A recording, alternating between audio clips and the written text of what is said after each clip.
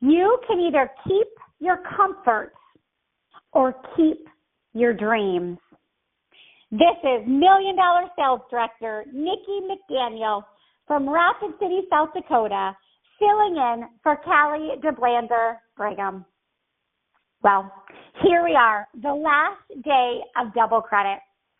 I thought it would be suiting after I have been reading the book, The Dream Giver. Actually, I should say rereading because I've read this book many times, and I highly recommend it. It is by Bruce Wilkinson. And the story begins with a man named Ordinary, and he's from the tribe of nobody, and he lived in the land of familiar. Is that you? Are you living in the land of familiar? Well, it continued with a desire to change. And then God told him that he was made to be a somebody, and he was destined to achieve great things. And through his journey, he realized that his big dream was on the other side of fear. And a choice to step over that line is a decision to pursue his dream. He realized that he could either keep his comfort or keep his dream, but he couldn't keep both. That, my friends, just says it all for me. Do you want to keep your comfort or do you want to pursue your dream? In chapter 9, it talks about misconceptions of the comfort zone. And the first misconception is, since I feel fear, well, this must not be from God. And the second misconception is, well, I can't go forward unless God just takes away my fear. Well, my friends, sometimes he doesn't. And the biggest takeaway in this chapter is that dreams are, I love this, dreams are to help somebody else, where comfort is to help yourself. I want to read that again. Dreams are to help someone else. Comfort is to help yourself. And if we are feeling unable and unworthy to reach our dream, I think we're still in our comfort zone. We, my friends, make the choice of how much of an influence we are going to let fear have on us. We've got to get comfortable being uncomfortable. And I actually have that as one of my daily affirmations. I am comfortable being uncomfortable. Because, my friends, as we stretch and we grow to reach our goals, I can tell you right now that your goals are not going to happen in your comfort zone. And you've probably even heard the saying that life happens outside your comfort zone. There is so much truth to that.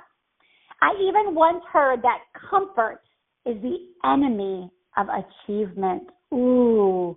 So your comfort zone is a graveyard for your dreams. We have to be willing to be uncomfortable. And learning to be comfortable with discomfort is one of the most important skills, I believe, that you could ever have in reaching your full potential in your Mary Kay business. If you can learn this skill, you can master pretty much anything. So let me ask you this. When was the last time that you did something uncomfortable? Or do you keep doing what you always have done? Or are you trying new things? Do you keep going back to what's safe and familiar? Do you feel like you're doing the same things every single day? Does every day feel like a carbon copy of the last? Hey, I'm venturing to guess that many of you are living in the danger zone. That is what I call your comfort zone.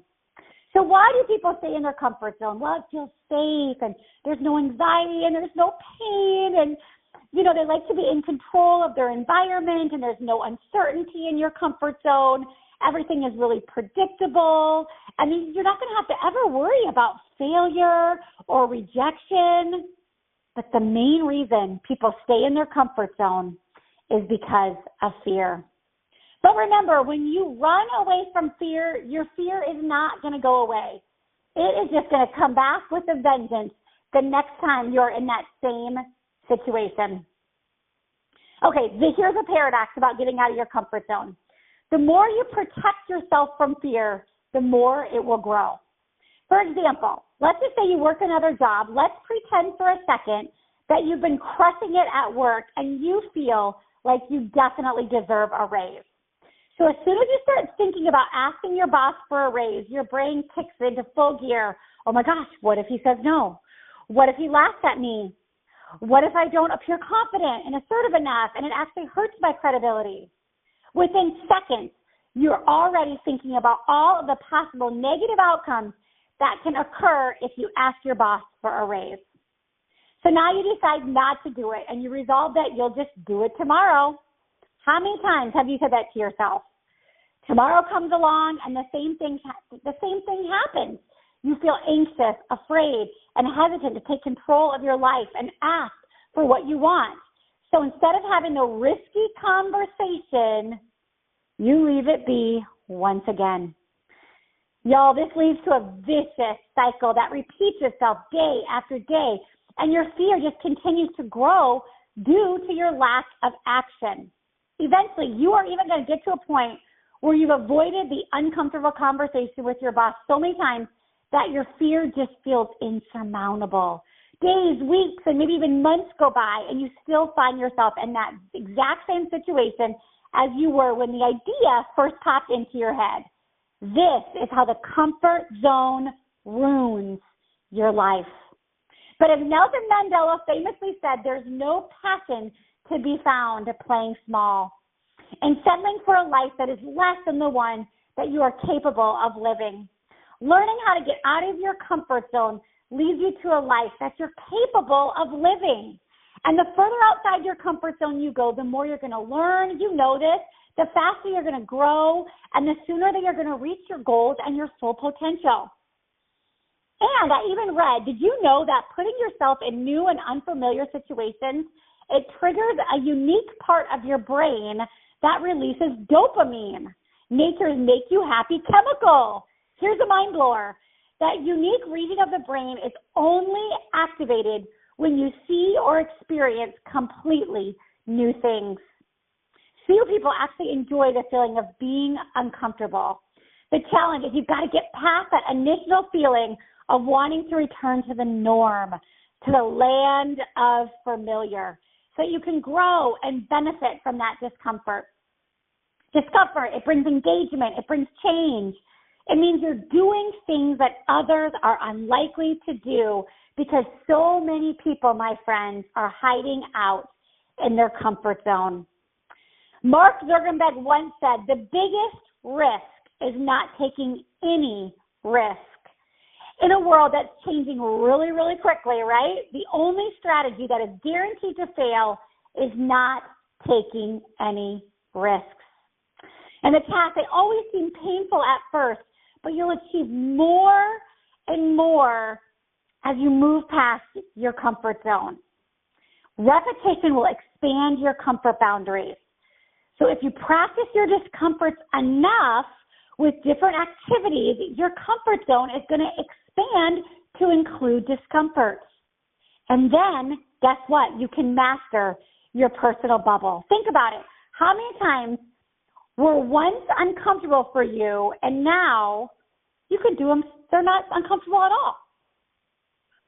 Many people avoid discomfort. They do everything they can to avoid it. They're just too comfortable to be pushed or bothered to make a change to improve their life. And I know that that's not you. It's the biggest limiting factor for most people, and it's why so many people can't change their habits. But the good news is whenever you're feeling discomfort, there is somebody out there feeling exactly the same way you are. You are never really alone in your discomfort. Sometimes just knowing that can make us feel comfortable and pushing beyond the obvious. So discomfort is a catalyst for progress. Think about discomfort leads to progress. Think of your mind as a muscle that naturally tightens up over time unless it is consistently worked upon. Your personal growth significantly depends on new challenges and new activities that make you feel uncomfortable. So how can you get out of your comfort zone, you're asking? Well, number one, it's easy. We've got to tackle the fear that has kept you from living your best life. Your mind has a way of rising to the occasion challenge it, and it will reward you. Gary Dunn once said, don't limit your challenges, challenge your limits. I like to tell myself, okay, I only need 10 seconds of courage. 3, 2, 1, and I count down and say, go. Number 2, we've got to challenge our mind, even making it a little uncomfortable by pushing yourself to learn tasks that may not come to you very naturally. You know, most things seem impossible until they're done. So I want you to give yourself permission to think and act beyond the usual. Stepping up when it's annoying or painful or draining, it builds character. So whether it's warm chatting or, maybe it's doing a booth or maybe it's picking up the phone instead of texting, you can do it. Next time you feel nervous about stepping outside your comfort zone, remind yourself, I'm feeling fear not because I can't do it, but because it's new. Number 3, you've got to have fun with it. Don't aim for being perfect. We just want progress. And number 4, we've got to change our mindset. Instead of thinking of worst case scenarios, we're going to think about best case scenarios. What if I call her and she's my next booking? What if the next person I talk to is my next team member? What if she buys the whole entire roll-up bag? My friends, if you can overthink the worst, you can overthink the best. And number 5, I want you to visualize how it will feel when you step outside your comfort zone. Oh, it feels so good. And number 6, I want you to celebrate every time that you do something uncomfortable. Number 7, if you struggle with no's and if asking makes you feel uncomfortable because of rejection, I want you to see how fast that you can get to 100 no's.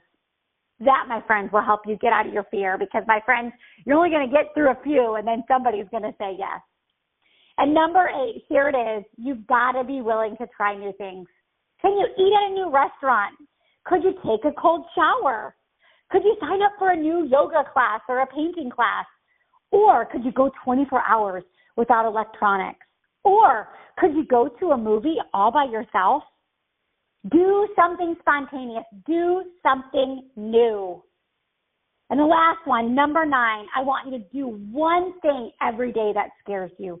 Just one thing. You can do it. My friends, at the end of the day, we have one life.